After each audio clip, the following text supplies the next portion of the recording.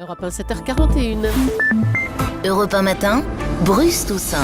L'édito politique d'Europe 1 matin, Caroline Roux, bonjour. Bonjour Bruce, bonjour Julie, bonjour à tous. Les 50 ans du traité de l'Elysée, on va de nouveau se pencher sur le couple franco-allemand. François Hollande et Angela Merkel n'ont pas encore trouvé leur rythme de croisière. Non, c'est vrai, les divergences existent et personne ne le nie.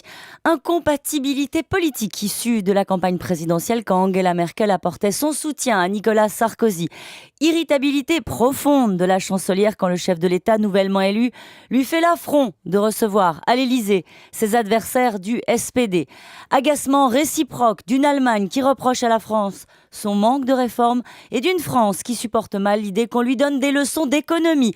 Coup de froid devant le peu d'entrain de l'Allemagne sur le Mali. Il en va ainsi du couple franco-allemand.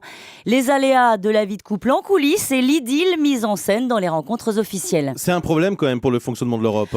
Non, c'est une constante. Le problème, c'est qu'on a la mémoire courte. On a oublié la choucroute de la réconciliation entre Jacques Chirac et Gerhard Schröder près de Strasbourg pour recoller les morceaux après le traité de Nice et la tentation d'une Allemagne de faire cavalier seul. On a oublié qu'avant, l'ami Nicolas Angela fustigeait en coulisses les méthodes de monsieur Blabla.